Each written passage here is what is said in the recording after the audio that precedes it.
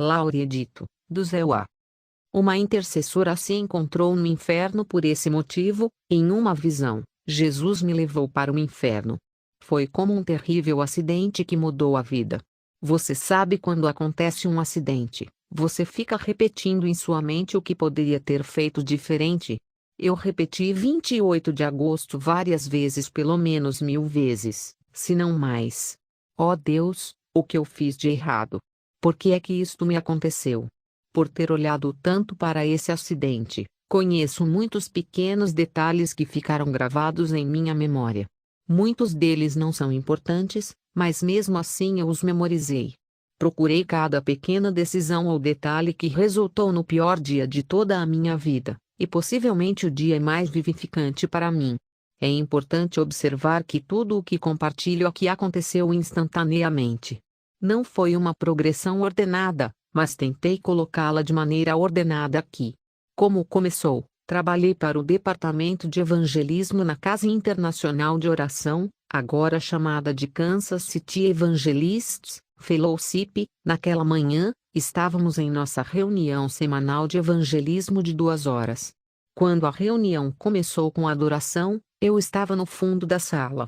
Antes que eu possa entrar na adoração de uma maneira conectada com o coração, muito menos em espírito e verdade, veja João 4:24, tenho que dizer ao meu corpo, você adorará a Deus. Então naquele dia eu levantei minhas mãos para Deus e cantei alto para Ele. Dediquei minha mente a adorar Jesus, contemplando a beleza de seu amor e a magnificência de sua morte na cruz por mim. Deixo minhas emoções adorá-lo, o que permite que meu coração se abra para Ele.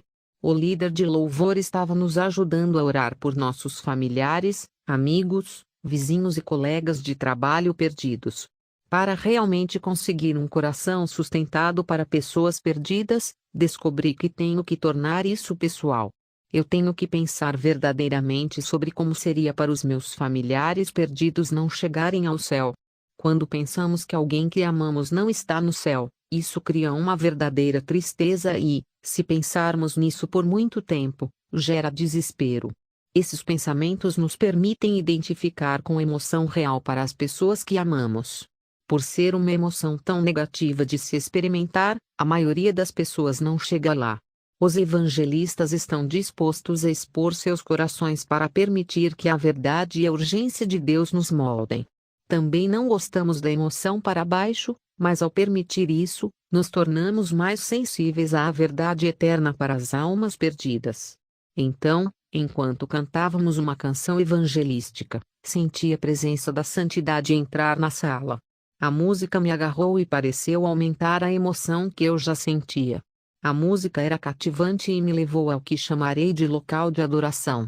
A sensação na sala era a mesma de outras vezes em que eu havia sido convidado a ir com o Senhor para visitar o céu. Eu sabia que estava sendo convidado a ir no Espírito. A santidade veio para mim. Eu disse sim. Transportado para o inferno então, de repente, a frente da sala se abriu. Eu instantaneamente abri meus olhos e vi a transformação como ela aconteceu. O reino do inferno foi destrancado e ouvi enormes portões se abrirem e senti um calor extremo entrar na sala. Olhei com os olhos bem abertos e vi o inferno através dos portões.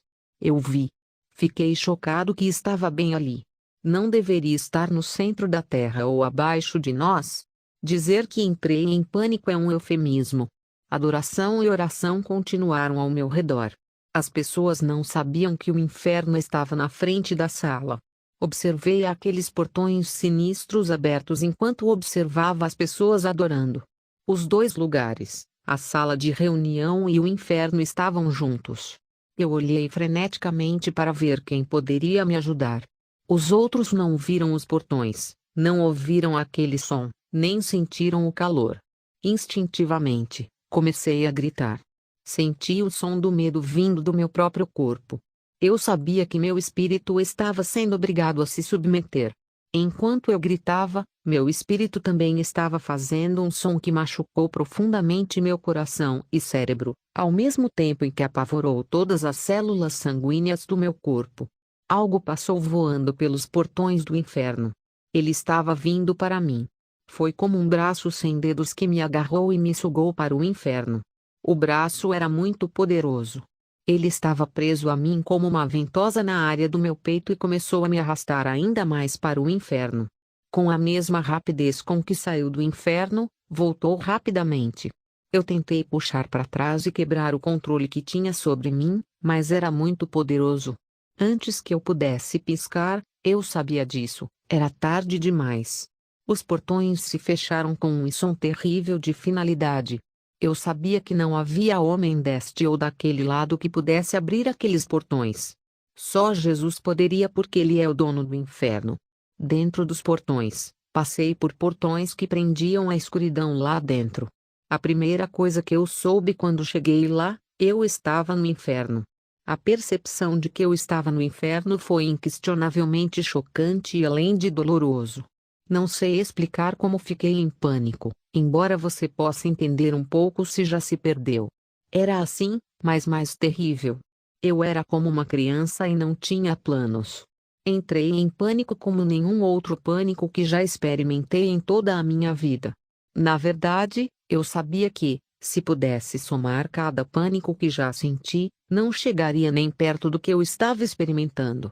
Alguém me disse, Laurie, você está no inferno. Oh meu Deus!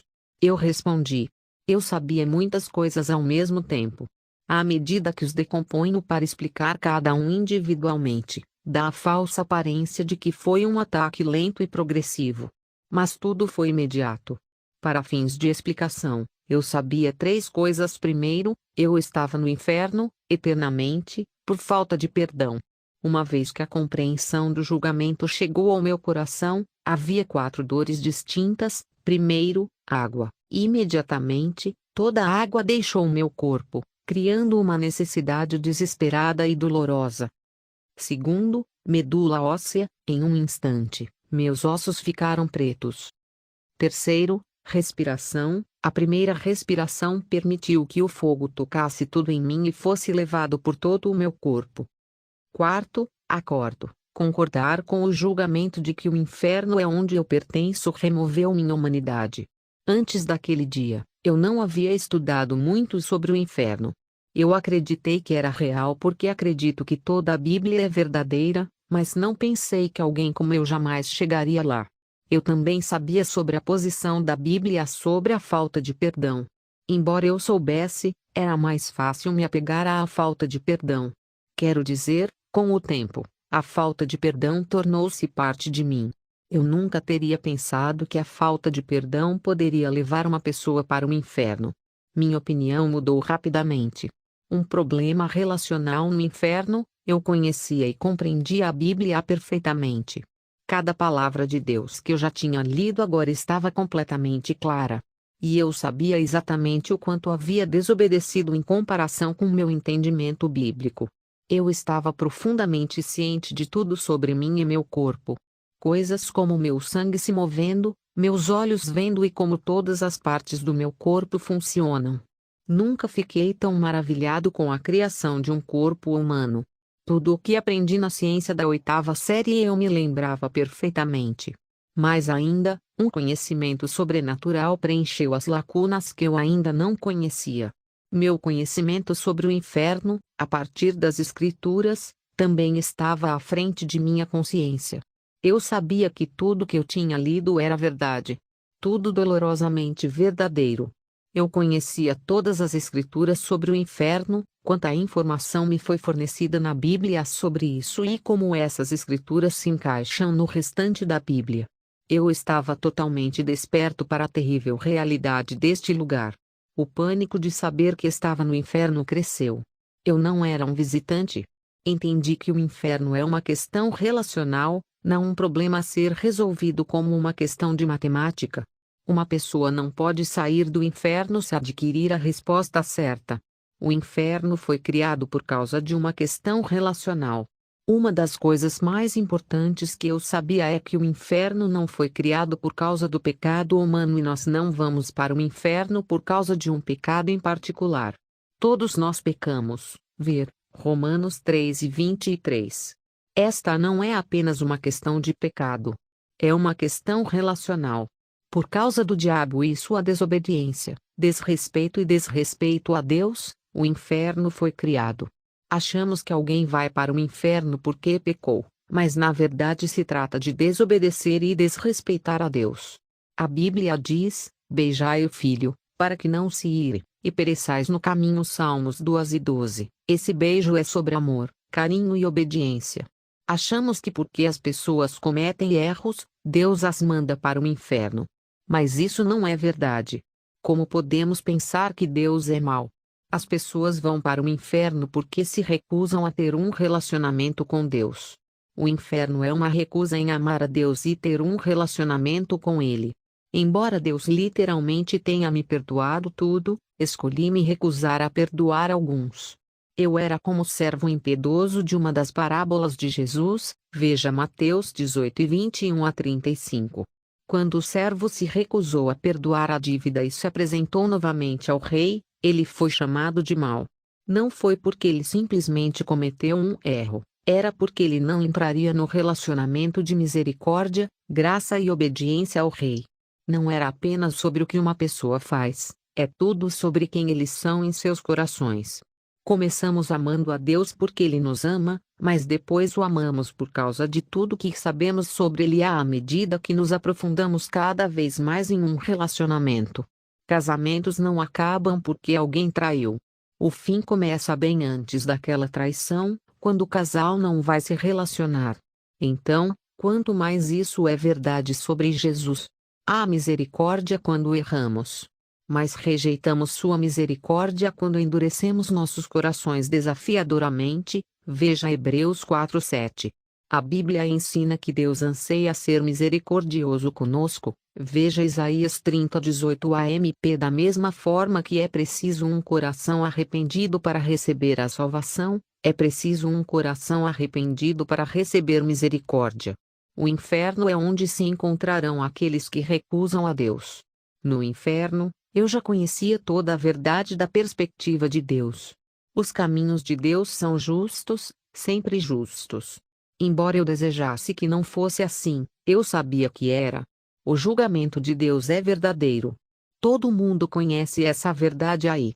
O julgamento de eu estar no inferno eternamente por não perdoar as pessoas na terra foi completamente justo. No meu próprio conhecimento, estar no inferno era completamente justo. Eu não posso te dizer o que isso fez comigo então, ou a sobriedade que isso coloca em mim até hoje. Não é como na terra onde pessoas inocentes foram para a cadeia por algo que não fizeram. Isso nunca acontece no inferno. Todos no inferno estão lá porque são culpados. Porque eles não amariam e obedeceriam a Deus. Ao encarar a realidade do meu julgamento, eu estava sobrecarregado. Fui inundado por um medo cada vez maior e pelo conhecimento de que o inferno não é apenas tudo o que li na Bíblia, mas muito pior. Mas não há mecanismo de desligamento por sobrecarga no inferno. Sem desligar, sem fazer uma pausa, sem desmaiar e sem desistir. A horribilidade e a dor no inferno aceleraram e continuaram a piorar. Eu estava literalmente experimentando dentro do meu corpo a verdade que havia lido na Bíblia. De volta ao reino visível no final da visão, entrei novamente no reino terreno gritando. O culto ainda estava acontecendo, mas eu assumi o centro do palco no fundo da sala com meus gritos. Eu não tinha ideia de quantos problemas eu estava ou que seria mudado para sempre. Eu não tinha grade para a perda ou o ganho que cercaria minha vida daquele dia em diante. Hoje, ainda sinto um peso estranho sempre que compartilho sobre o inferno. É um assunto muito importante que todos devem levar a sério.